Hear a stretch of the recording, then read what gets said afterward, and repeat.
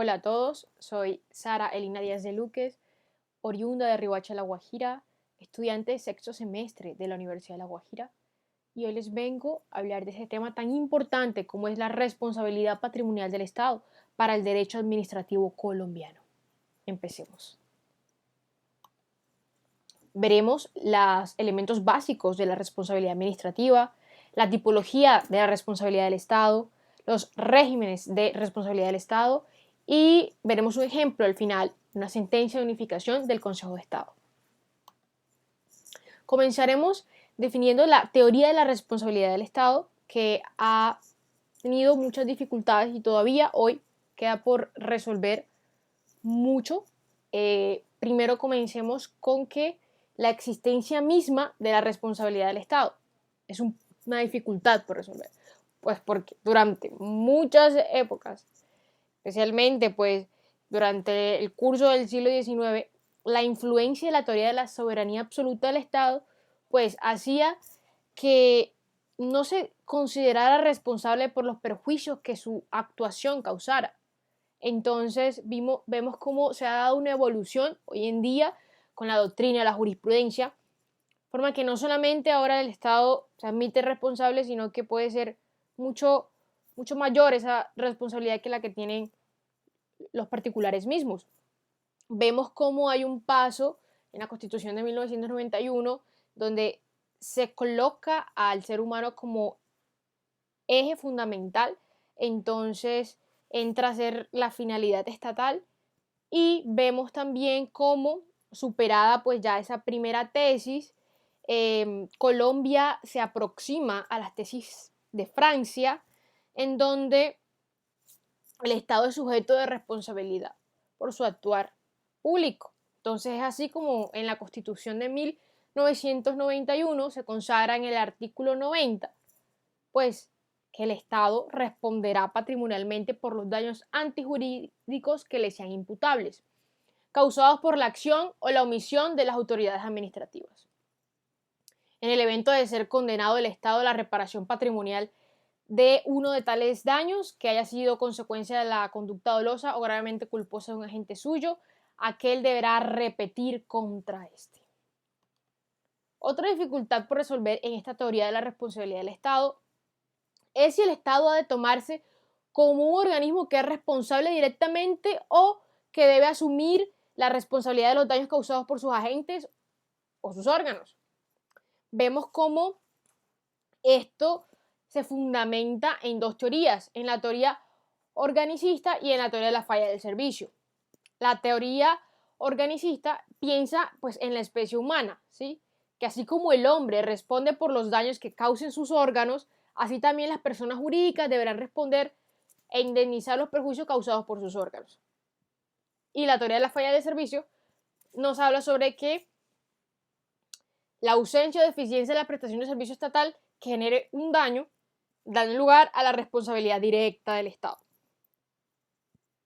Vemos entonces otro problema por resolver, como es que si el conjunto de normas aplicables al Estado son las mismas que regulan la responsabilidad de los particulares, es decir, si están contenidas o en el Código Civil o por el contrario existe un régimen especial y particular. Vemos como el primer ejemplo de este régimen especial y particular lo tiene Francia, con el fallo blanco en 1873, instaurado y pronunciado pues por el Tribunal de Conflictos de Francia. Entonces, ¿qué se observa? En Colombia lo que se observa es una tendencia a utilizar esas fórmulas de doctrina francesa. Vemos cómo tenemos una doble jurisdicción para, pues, regular las normas aplicables al Estado. Un régimen especial, la jurisdicción contenciosa administrativa. Otra dificultad por resolver es si los conflictos a que dé lugar a la responsabilidad del Estado se ventilan ante los jueces civiles o ante los jueces administrativos, que lleva mucha concordancia con el punto anterior. Entonces vemos que en Colombia la jurisprudencia de la Corte Suprema de Justicia y del Consejo de Estado, en el decreto ley 528 de 1964, trasladó totalmente la competencia de la Corte Suprema de Justicia al Consejo de Estado en todos los asuntos contenciosos administrativos, incluidos dentro de esto la responsabilidad extracontractual del Estado, salvo los consignados en el artículo 6 frente a las materias propias de derecho privado. Y vemos cómo la evolución dio pie pues, a que en el decreto primero de 1987 se instalara pues, la acción de reparación directa y cumplimiento, que lo vemos pues, en el artículo 140 del CEPACA, instaurado como un medio de control, que hace referencia al artículo 90 que leímos anteriormente, sobre la responsabilidad de los daños antijurídicos. Ahora bien, condiciones de la responsabilidad. ¿Responsabilidad objetiva o subjetiva? ¿Cuál es este dilema? Bueno, la responsabilidad por culpa es subjetiva e implica un juicio sobre la conducta de un individuo. En cambio, la responsabilidad por riesgo, ¿sí?, al contrario, es objetiva. ¿Por qué? Porque no se necesita investigar el comportamiento de una persona y no implica un juicio de valor sobre los actos de alguien. Vemos que en Colombia, ¿qué sucede? Inicialmente, pues, con el artículo 90 de la Constitución de 1991, aparentemente se quiso plantear un esquema objetivo al considerar la expresión daño antijurídico, ¿sí? Pero resulta que lo que en realidad la norma consagra es que la responsabilidad del Estado sigue siendo subjetiva, por cuanto debe probarse la existencia de un daño antijurídico, el cual debe ser imputable al Estado mediante los títulos jurídicos de imputación. Entonces vemos que hoy en día, actualmente, el régimen de responsabilidad patrimonial del Estado es por regla general de tipo subjetiva, salvo algunas excepciones de responsabilidad objetiva. Vemos entonces, ahora vamos a pasar a los elementos básicos de la responsabilidad administrativa. ¿Cuáles son los elementos básicos? Pues según la jurisprudencia del Consejo de Estado francés, son tres. La actuación administrativa, el daño o perjuicio y el nexo causal entre la actuación administrativa y el daño o perjuicio.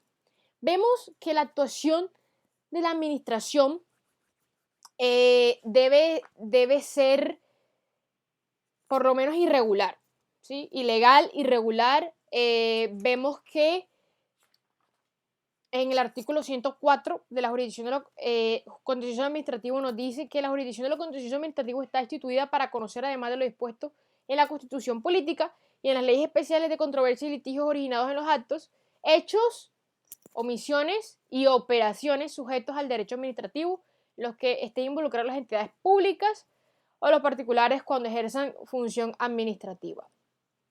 Entonces vemos que la actuación irregular de la administración se conoce, pues ya lo vemos primeramente en Francia en 1873, con la falla en el servicio, con el nombre de falla en el servicio se conoció así esta responsabilidad primeramente, y se vino a desarrollar la teoría de la culpa, en la que la administración pues asume su responsabilidad por reconocer o demostrarse que había fallado en su cotidiano actuar. Ahora bien, el daño. ¿El daño cómo debe ser? Debe ser cierto, debe ser personal, debe ser moral o material, ¿sí? También directo, también antijurídico. Entonces, ¿por qué debe ser cierto? El juez debe hallar acreditado su existencia. La certeza se opone a la eventualidad. ¿Por qué personal? Solo la víctima del daño puede demandar el pago de los perjuicios, pues en principio. Y ya sea moral o material. Material es el que afecta el patrimonio de una persona, ya sea el daño emergente o el lucro cesante, y el moral es el que afecta los sentimientos personales de la víctima, los afectos, las consecuencias de este sí repercuten en la actividad de la persona, por eso puede estimarse en dinero. Entonces vemos que también el daño debe considerarse en su dimensión patrimonial, en su definición física, corporal y moral. El nexo causal es ese vínculo entre el hecho que origina la responsabilidad y el perjuicio. Este debe ser actual, determinante e idóneo para que pueda surgir esta responsabilidad. Vemos cómo están los sujetos: sujeto agente activo, que es el creador del daño; sujeto agente pasivo, que es el que recibe pues el daño de dicha imputación. Este debe demostrar pues que su situación particular fue afectada o transformada sin su consentimiento. Ahora vamos a ver los tipos de responsabilidad civil. Bueno, primero está la responsabilidad deducida por un hecho personal, que la encontramos en el artículo 2341, que dice: el que ha cometido un delito o culpa que ha inferido daño a otro es obligado a la indemnización, sin perjuicio de la pena principal que la ley imponga por la culpa o delito cometido. Vemos la responsabilidad producida por los hechos de otras personas. Lo vemos en el artículo 2347 y 2349. Aquí hace referencia a los que están bajo su cuidado, como el tutor, el curador, los amos, responden por los daños causados por sus criados o sirvientes, según estos artículos. Vemos también la responsabilidad por el hecho de las cosas o los animales en el artículo 2350 y 3252 del Código Civil. Ahora bien, hablemos de la tipología de la responsabilidad del Estado en materia administrativa. Vemos que se encuentran dos regímenes, el régimen contractual y el régimen extracontractual. Hablaremos del régimen extracontractual, que se divide entre responsabilidad de la falta o de la falla del servicio, régimen de la responsabilidad sin falta y los regímenes especiales. El régimen de la falta o falla en el servicio. Ya vimos que el origen lo tiene el fallo blanco en el Tribunal de los Conflictos francés en 1837. El Estado es responsable por sus faltas y que la justicia era la encargada de determinar su indemnización. ¿Cuál es la evolución en Colombia? Ya vimos la jurisprudencia de la Corte Suprema de Justicia en la sentencia del 22 de octubre de 1896. Vemos cómo después se dio una autonomía propia cuando en 1939 el Consejo de Estado comenzó a ejercer su competencia como juez de legalidad administrativa en materia de trabajos públicos y entonces la Corte Suprema de Justicia abandonó progresivamente pues, la responsabilidad pues, de la competencia de la responsabilidad del Estado. Después tenemos la expedición del Código Contencioso Administrativo en 1941 que le dio pues, competencia al Consejo de Estado, en donde el régimen de la falta se aplica de forma cada vez más directa con las normas de derecho público. Y actualmente vemos en el artículo 104 y 149 del CEPACA, vemos se establece claramente la competencia de la jurisdicción administrativa para reconocer la reparación directa de un particular contra el Estado. Hay que aclarar que para que este tipo de responsabilidad opere, la responsabilidad basada en la culpa debe ser actual, inminente e idónea para causar dicho daño. Y que el agente causante no se encuentre en ningún caso eximente de la responsabilidad. Por ejemplo, fuerza mayor, caso fortuito o la intervención de un tercero o culpa de la víctima. Ahora bien, responsabilidad sin falta. Esto lo vemos, ya lo vimos, en el artículo 90 de la Constitución Nacional, completamente jurídico. ¿Y qué tenemos? No se necesita culpa del funcionario para que el Estado indemnice a la víctima. Finales de la Segunda Guerra Mundial, la jurisdicción contenciosa administrativa ha determinado en algunos casos que el Estado debe responder por sus actuaciones legítimas cuando producen daños particulares. Entonces, aquí que se tiene en cuenta el deber de solidaridad, ¿sí? Que se reparen los daños causados por los agentes del Estado a los particulares. ¿Fundamentado en qué? En el desequilibrio de las cargas públicas. Entonces vemos como aquí hay una mayor equidad. Vemos como ese régimen de solidaridad existe un nexo causal más fuerte entre el daño y el agente público. Por lo tanto, puede responder sí, más directamente. Vemos cómo veremos un ejemplo más adelante. Ahora, vamos a ver la responsabilidad por daño especial, que es aquí pues donde les decía que al finalizar de la Segunda Guerra Mundial pues ya el Estado debió responder pues por sus actuaciones legítimas y el ejemplo pues que les iba a poner era el de la sentencia de unificación del Estado, en donde por el conflicto armado interno, especial de los actos terroristas, pues sí, esto sirvió para que el Estado comenzara a reconocer cada vez más la responsabilidad que tiene. Esta es la responsabilidad por daño especial. Ya entramos a los regímenes especiales de responsabilidad. Ahora hablemos de otro tipo de régimen especial que es la responsabilidad por riesgo. ¿Cuándo se da esta? Un ciudadano está expuesto en forma individualizada a una carga que no soportan los demás en materia de riesgo. Entonces, el Estado pues lo somete a una situación que no debería estar, un riesgo desequilibrado. Tenemos varios ejemplos, por ejemplo, transporte de explosivos, manipulación de sustancias químicas, el manejo de la electricidad, los productos tóxicos o radioactivos, producción de alimentos genéticamente modificados, alta modificación y polución del medio ambiente, manejo de residuos hospitalarios y campañas masivas de vacunación. Otro régimen especial de responsabilidad lo vemos en los trabajos públicos. Vemos que este es muy importante porque este fue el inicio de una responsabilidad objetiva directa por parte del Estado, cuando se producían pues daños a personas o propiedades privadas por el efecto de una ocupación del Estado o por la realización de trabajos públicos. Entonces seguramente este avance jurisprudencial lo encontramos en la Constitución del 91, en la redacción del artículo 90, en donde se prevé claramente la responsabilidad del Estado por acta o hecho antijurídico. Entonces, este artículo pues da pie a que los redactores del Código de Procedimiento Administrativo y de lo Contencioso Administrativo, en su artículo 140, pues lo consideran como una de las causales de responsabilidad objetiva. Entonces, vemos cómo hay un ejemplo de que sin apelar a la falla en el servicio, sino invocando al riesgo excepcional, la sección 3 del Consejo de Estado condenó al municipio de Quimbaya, Quindío, a indemnizar por muerte de ganado al tomar contacto con redes eléctricas caídas. Esto no se puede tachar de culposo porque el Estado no hace otra cosa que cumplir las leyes y construir obras que la comunidad necesita. Mas a pesar de estas circunstancias, debe reparar los daños que su actuación legítima cause. Vemos también la responsabilidad por expropiación. Lo hemos consagrado en el artículo 59 de la Constitución Política de Colombia. En caso de guerra y solo para atender a sus requerimientos, la necesidad de una expropiación podrá ser decretada por el gobierno nacional sin previa indemnización.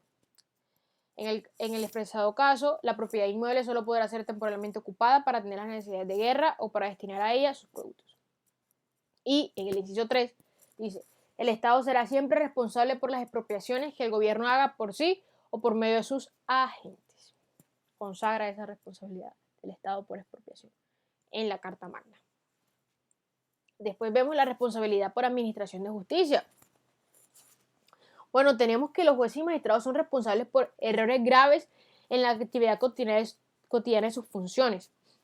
Lo vemos consagrado en la Ley Estatutaria de la Administración de Justicia, Ley 270 de 1996.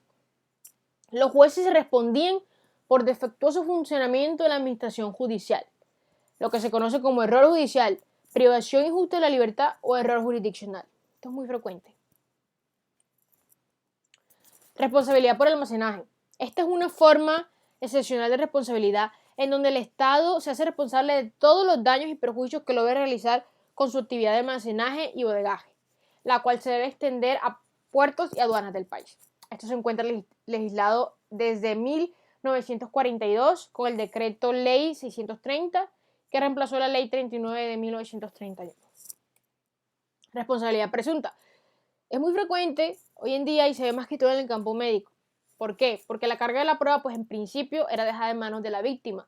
Pero en estos casos de intervención quirúrgica era muy dificultoso a la víctima establecer pues la carga de la prueba. Entonces, pues se estableció que le correspondería a la entidad que la ocasionó demostrar que hizo todo lo que estaba previsto para que el perjuicio no ocurriera. ¿Sí? Que se respetaron los protocolos para el desarrollo normal y seguro de la actividad. Ahora, la responsabilidad por el hecho de las leyes. Bueno, esto se ve muy frecuentemente porque es reciente en Colombia, dada la irresponsabilidad tradicional del trabajo del legislador, el cual se ha cubierto siempre con un velo de inmunidad frente a sus palabras y sus actos. Entonces, la Constitución de 1991 estableció taxativamente pues, indemnizaciones del Estado en casos de expropiación, en casos de monopolios y en caso de reserva estratégica de algunos servicios para realizar las actividades del Estado. Entonces ya vemos que los que legislan tienen esa responsabilidad taxativamente en la Constitución política. Vemos la responsabilidad por la violación de tratados internacionales de derechos humanos. Esto es muy importante.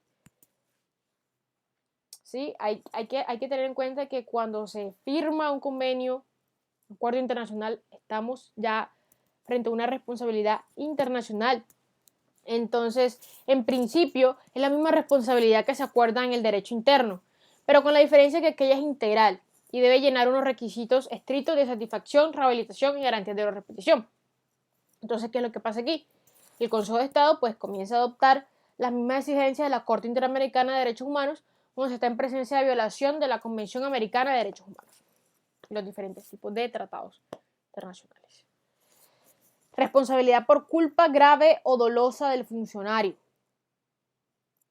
Bueno, el artículo 90 de la Constitución colombiana establece que la administración puede repetir contra sus funcionarios cuando se demuestre que estos actuaron con culpa grave o dolo.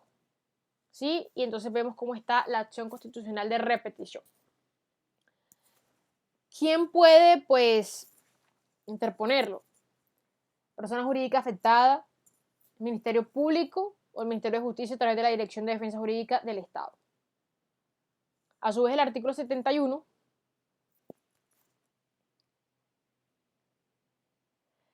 entonces, del artículo 71 de la Ley 270 de 1996, la prevé para los funcionarios y empleados judiciales. A continuación, veremos una sentencia de unificación en materia de responsabilidad patrimonial del Estado por daños causados por accidentes con mina antipersonal. Entonces, veremos esta sentencia de unificación, este caso concreto, que consiste en que el día 25 de enero de 2003, Luz Miriam Vasco Basabe, Armando Vega y su hijo Juan Diego Vega se desplazaban por la carretera que de su finca lleva al municipio de La Palma, Cundinamarca, en donde pretendían vender unas hortalizas y plátano en la plaza del mercado. Hacia las 4:30 de la tarde, ella se desvió de la carretera y se dirigió hacia una casa desocupada, momento en el cual, desafortunadamente, pisó una mina antipersonal. Su hijo Diego, Juan Diego, que iba atrás, pues hizo lo mismo con otro artefacto explosivo. Ambas se activaron causando lesiones a los actores.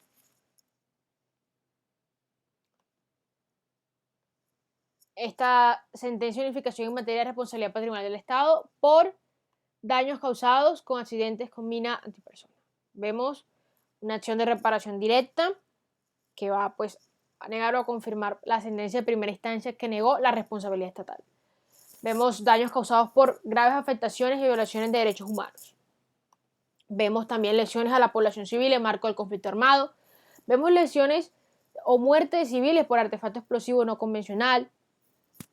Vemos la responsabilidad extracontractual del Estado por omisión en el deber de prevenir graves afectaciones o violaciones de derechos humanos. Veremos si el Estado ha incumplido o no ha incumplido con ese deber convencional en el transcurso de estos minutos. Deber convencional de protección del Estado, el derecho a la vida, el derecho a la integridad y seguridad personal, las convenciones, tratados internacionales. Veremos la responsabilidad internacional por hecho de un tercero, el régimen objetivo de posición de garante, si el Estado pues, ha incumplido o no ese deber, la falla en el servicio, la teoría del riesgo creado, ¿sí? Régimen de responsabilidad por riesgo creado, un riesgo que una persona no tenía por qué vivirlo. Materia de daños causados con accidentes, mina antipersona, eventos, posiciones. Daño especial, vimos la teoría de daño especial, se evidencia en este caso concreto. Condición de víctima en eventos de accidentes con artefactos explosivos. Y el deber de protección consagrado en el artículo 1.1 de la Convención. Bueno, ¿qué se demanda? La señora pues demanda declarar administrativamente y extracontractualmente responsable a la nación, Ministerio de Defensa, Ejército Nacional y las respectivas autoridades civiles encargadas del orden público y adoptar las medidas de precaución. También, la segunda pretensión es condenar a la entidad demandada a pagar a la demandante y su hijo menor como consecuencia de la anterior declaración el reconocimiento y pago de los perjuicios morales, materiales y lucros cesantes causados a los demandantes. Y la tercera pretensión, condenar a la entidad demandada a pagar a favor de Luz Miriam Vasco Basabe y su hijo menor Juan Diego Vega Vasco los perjuicios materiales sufridos con motivo de lesiones graves que les dejó la mina antipersonal, que pisaron cuando se dirigían hacia el pueblo, teniendo en cuenta pues, las bases de liquidación que se pusieron en la sentencia. ¿Cuál es el problema jurídico? Bueno, primero que todo se deberá determinar, pues en realidad, si hay responsabilidad de la Nación, Ministerio de Defensa, Ejército Nacional y las demás autoridades según la forma, pues como se define el punto anterior, porque allí hubo una controversia entre que ella no definió bien a la entidad a la que iba dirigida, pero eso ahorita no es tan importante para nuestro caso. Y el problema jurídico también se revisarán las 3 posiciones desarrolladas por la jurisprudencia de la sección tercera, de acuerdo con las cuales se atribuye la responsabilidad del Estado en casos de accidentes por minas antipersonal o municiones abandonadas. Entonces, ¿cuáles son los 3 casos en los que se ha atribuido esta responsabilidad? Solo cuando el arma es de dotación oficial y el Estado. ¿Por qué? Porque este tiene la cualidad de guarda de dicho instrumento y pues puede incumplir con sus deberes de cuidado y custodia frente a él. También en la aplicación del régimen de responsabilidad objetiva fundamentado en el principio de solidaridad o violación del artículo 2 de la Constitución Política. Y en los casos en los que se puede predicar un incumplimiento de las disposiciones del Tratado de Ottawa. También se analizarán las siguientes rutas de imputación en los casos de accidentes con mina antipersonal, veremos. Y también, pues, se estudiará si es posible condenar al Estado en atención a una omisión al deber de respetar los derechos y libertades reconocidos en la Comisión Americana de Derechos Humanos, de conformidad con el artículo 1.1, que impone el deber jurídico de prevenir, pues, razonablemente este tipo de situaciones. Comencemos. El primero. Cuando el arma es de dotación oficial, el Estado, en calidad de guarda de dicho instrumento, que ha incumplido los deberes de cuidado y custodia frente a él. Vemos cómo aquí vemos los hechos atribuidos a terceros. Vemos un caso, anteriormente se habló de un soldado voluntario Rincón Rojas, que, obedeciendo a la activación de un artefacto explosivo aparentemente instalado y camuflado por miembros del grupo subversivo autodenominado FARC, circunstancia de cualquier forma rompe el nexo causal entre la actuación de la entidad demandada y el daño antijurídico. Entonces, ¿qué se tiene de aquí? Que mientras que de otro lado se advierte que conforme a la escasa información sobre la ocurrencia de los hechos, se usa que los mismos obedecieron al hecho exclusivo y determinante de un tercero. En este caso, en la sentencia se planteaba que la zona por la que pasaban ellos estaba bastante recorrida por los grupos de la FARC. Entonces, no se prueba pues el daño antijurídico, no se acreditó la falla del servicio alegada. Y bueno, más adelante seguiremos viendo de qué se trata. Segundo, en aplicación de un régimen de responsabilidad objetiva, fundamentado en el principio de solidaridad o violación del artículo 2 de la Constitución Política Nacional. Vemos como si bien la conducta se enmarca dentro de un régimen de responsabilidad objetiva, no tiene como fundamento el principio de solidaridad, sino el riesgo que representa para la comunidad los ataques dirigidos contra entidades representativas del Estado en un marco de conflicto armado interno. Entonces, como tal, no tiene como fundamento pues, el principio de solidaridad, sino el del riesgo que representa pues, la comunidad, pues, esos ataques. Vemos que en otros eventos en los que se ha discutido daños por accidentes con minas antipersonal, se ha declarado la responsabilidad del Estado por la inobservancia del artículo 2 de la Constitución, de acuerdo con el cual el Estado tiene el deber de proteger a todas las residentes del territorio colombiano en su vida, integridad y bienes. Vimos, por ejemplo, en la sentencia, es el caso de la condena de la muerte de José Antonio Tobón Rúa, ocurrida como consecuencia de la explosión de un artefacto rocket, que había sido acondicionado al parecer por la guerrilla para fungir como mina antipersonal. ¿Esto qué quiere decir? Que si bien fue ocasionado por un tercero, en este caso quienes dejaron la mina antipersonal, lo cierto es que el resultado, es decir, el daño antijurídico, resulta atribuible también a la administración pública, concretamente por el desconocimiento del deber de protección y cuidado, pues establecido en el inciso segundo del artículo 2 de la Constitución Política. El deber de proteger a todas las personas del territorio colombiano en su vida, integridad y bienes. Bueno, ahora veremos los casos en los que se puede predicar un incumplimiento en las disposiciones del Tratado de Ottawa. Resulta que aquí se incurrió en graves hierros porque el juez pues concluyó que la responsabilidad del Estado por la omisión de desminar el territorio colombiano no se podía hacer efectiva, sino a veces cumplía la extensión del plazo de 10 años adicionales otorgado a Colombia.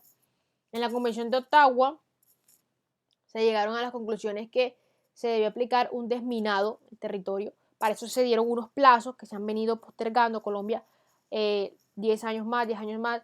Y resulta que la sentencia cuestionada adolece además de un defecto sustantivo, pues estimó erradamente que la obligación del desminado total del territorio colombiano contraída en la Convención de Ottawa estaba vigente, cuando en realidad es una obligación que comienza a regir a partir del 3 de diciembre de 2020. Por lo tanto, al no existir en el momento de los hechos una posición de garante del Estado colombiano, el asunto no podía estudiarse por el régimen objetivo, sino por el régimen subjetivo de la falla del servicio. Y por el contrario, pues sí, no está la obligación de desminarlo completamente porque el plazo no ha llegado, pero sí se puede comprobar que Colombia ha tomado medidas para disminuir esto, nos dice la sentencia. Ahora bien, veremos algunas dificultades que se pueden presentar en las rutas de imputación en los casos de accidentes con minas antipersonal. Primero que todo, veremos la teoría del daño especial. Dice, en el presente caso, el análisis de los hechos arroja como resultado la ocurrencia de un daño que a todas luces tiene la característica de ser anormal y excepcional, es decir, un daño antijurídico que los demandantes no tenían la obligación de soportar, en cuanto les impuso una carga claramente desigual respecto de la que asumen comúnmente los ciudadanos como consecuencia de la labor de mantenimiento del orden público que cumple el Estado por medio del poder, la función y la fuerza de policía. Entonces vemos cómo estos hechos sirven como fundamento de aplicación de la teoría del daño especial, ¿sí? Esta visión se acentúa pues su enfoque en la lesión sufrida por la víctima, que debe ser preservada frente al perjuicio, no buscado, no querido, ni tampoco merecido por esas personas. Veremos otro que es la falla en el servicio por no observar reglas militares de seguridad, control y vigilancia. Título de imputación, responsabilidad subjetiva. ¿Qué sucede? La jurisprudencia de la corporación ha optado por condenar al Estado en el primer caso expuesto bajo el régimen de responsabilidad subjetiva, en un pronunciamiento que estudió en el caso de las lesiones de un soldado conscripto que pisó una mina antipersonal cuando cumplía una orden de superior en base militar Las Marconio. Entonces, eso fue en Antioquia el 13 de enero de 1992. Se consideró que la entidad demandada había incurrido en una falla del servicio al omitir de marcar la zona que se encontraba minada. Vemos este título de imputación, vemos que se consideró que la entidad demandada había incurrido en una falla en el servicio al omitir de marcar pues, esta zona. Ello obedeció a una medida de seguridad, es decir, que fue el propio ejército quien sembró esas minas, de allí que una forma mínima de protección para la propia tropa y para los soldados conscriptos era la demarcación de la zona. En el presente caso, quien debía realizar esa demarcación era el ejército, protegiendo así la vida e integridad de todos los militares, ya que el que había sembrado las minas fue el propio ejército. Este título de imputación de responsabilidad subjetiva. Ellos debieron haber demarcado muy bien la zona. Ahora bien, hay una diferencia entre solidaridad y garantía. Dice, en apoyo a lo anteriormente expuesto, la doctrina ha señalado que el principio de solidaridad puede servir para justificar el deber de prestar asistencia humanitaria a las poblaciones afectadas por las hostilidades, pero no la obligación de reparar a cargo del Estado, pues esa se encuentra fundamentada en un principio distinto, que es el principio de la responsabilidad, no de la solidaridad. Ahora bien, veremos los fundamentos por el cual el Estado dice no tener responsabilidad. Sucede que ni el ejército ni la policía conocían muy bien la ubicación de estos artefactos. ¿Por qué? Porque estos miembros de grupos ilegales los esconden estratégicamente, muchas veces camuflados en elementos de uso común como radios, latas de gaseosa, bolsas de basura, para dificultar su identificación y que las personas puedan más fácilmente caer en ellos. Entonces se le hace dificultoso al ejército poder conocer la ubicación exacta de estos artefactos, ¿sí? Entonces, vemos que si bien es cierto, el numeral 2 del artículo del Tratado de Ottawa consagra la obligación de demarcar los perímetros con sospecha de zonas minadas, lo que resulta es que la realidad del país ha llevado al Estado a evitar dichas demarcaciones. Vemos cómo también esta señalización puede ser fácilmente alterada por estos grupos ilegales, con el fin de generar una falsa sensación de confianza en los transeúntes. También lo pueden alterar maliciosamente. Eso pues dice el Estado. También vemos que como los que están capacitados para identificar y delimitar y cercar y limpiar los campos minados, pues es personal ajeno a aquel que integra los pelotones de desminado humanitario. Sí. Entonces, vemos que hay dificultades. Vemos también que la responsabilidad derivada del incumplimiento de obligaciones de control no es objetiva, pues requiere que los perjuicios que se reclamen puedan imputarse al incumplimiento de una obligación determinada. En los casos como el presente, en los cuales se imputa responsabilidad a la administración por el cumplimiento o el incumplimiento efectuoso de sus obligaciones, la determinación de si el daño causado al particular tiene el carácter de daño jurídico depende de acreditar que la conducta de la autoridad fue inadecuada. ¿Sí? Si el daño que se imputa a esta se deriva del incumplimiento de un deber que legalmente le corresponde o de su incumplimiento inadecuado, la antijuricidad del daño surgirá entonces aquí de dicha conducta inadecuada, una falla en el servicio. Aparte de esto, también se tiene que identificar cuál es el alcance de la obligación legal incumplida o cumplida inadecuadamente por la administración. Debe precisarse en qué forma el Estado debió cumplir mejor con su obligación, qué era lo que se le podía exigir al Estado.